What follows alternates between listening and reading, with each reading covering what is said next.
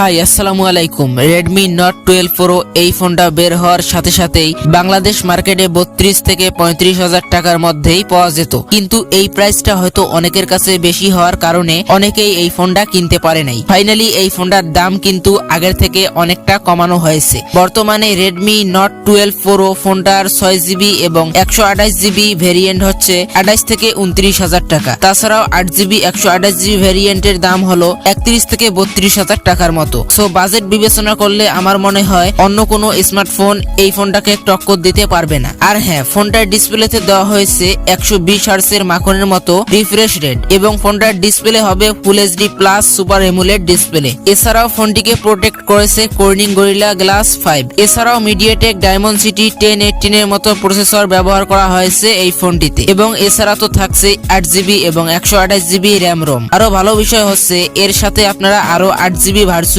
RAM add করে 16GB use করতে পারবেন। এছাড়াও 128GB ফোন স্টোরেজ এবং MIUI এর লেটেস্ট ভার্সন এই ফোনটিতে পাওয়া যাবে। ফোনটার পিছনে থাকবে ট্রিপল ক্যামেরা সেটআপ, যার প্রাইমারি লেন্স হচ্ছে 15 মেগাপিক্সেলের, আর এই ক্যামেরাতে ওয়াইএস সাপোর্ট রয়েছে। এর কারণে এই ফোনটা দিয়ে কিন্তু খুব নড়ানড়ি করা অবস্থায় ভিডিও শুট করা যাবে কোনো প্রকার সমস্যা ছাড়াই। এর ক্যামেরা দিয়ে 4K তে ভিডিও রেকর্ড করা যাবে। এছাড়াও ফোনটাতে আলট্রা ওয়াইড ও স্লো মোশন ভিডিও রেকর্ড করার সুবিধা রয়েছে। ফোনটার সেলফি ক্যামেরাতে দেওয়া হয়েছে 16 মেগাপিক্সেলের সেলফি ক্যামেরা। আর হ্যাঁ, ফোনটিতে স্পিকার হিসেবে দেওয়া হয়েছে স্টোরিও স্পিকার, যার কারণে ফোনটার মিউজিক প্লে এক্সপেরিয়েন্স ভালোই পাওয়া যাবে। এছাড়াও ফোনটিতে থাকবে 3.5 মিলিমিটারের অডিও জ্যাক, ওয়াইফাই, ব্লুটুথ সহ আরো অনেক রকমের ফিচার। এছাড়াও Xiaomi কিন্তু অনেক আগে থেকেই তাদের ফোনের টিভির রিমোট মানে আইআর ব্লাস্টার ব্যবহার করে আসতেছে, আর এই ফোনটিতেও কিন্তু এই আইআর ব্লাস্টার ব্যবহার করা হয়েছে। এছাড়াও ফোনটিতে থাকবে সাইড মাউন্টেড ফিঙ্গারপ্রিন্ট সেন্সর সহ অ্যাপস লকের সুবিধা। এছাড়াও থাকবে 5000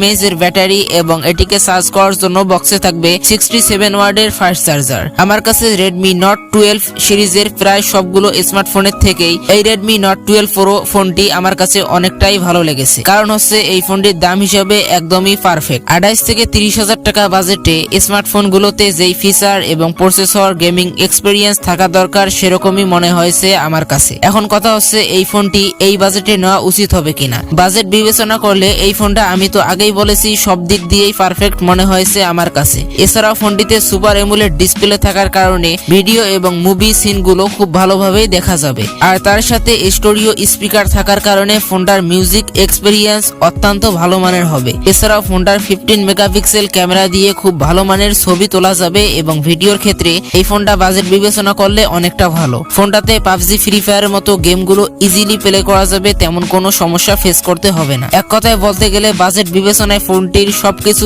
একদম ঠিকঠাক। চাইলে আপনারা ফোনটি নিয়ে নিতে পারেন। তো ভিডিওটি এখানেই শেষ করতেছি। আপনাদের যদি কোনো বলার থাকে তাহলে অবশ্যই কমেন্ট করে বলবেন। আমাদের ভিডিওগুলো সবার আগে পাওয়ার জন্য অবশ্যই চ্যানেলটি সাবস্ক্রাইব করে রাখবেন এবং ভিডিওটি ফেসবুক পেজে দেখে থাকলে পেজটি ফলো করে দিবেন। তো দেখা হবে পরবর্তী নতুন কোনো ভিডিওতে। ততক্ষণ পর্যন্ত সকলে ভালো থাকবেন। ধন্যবাদ।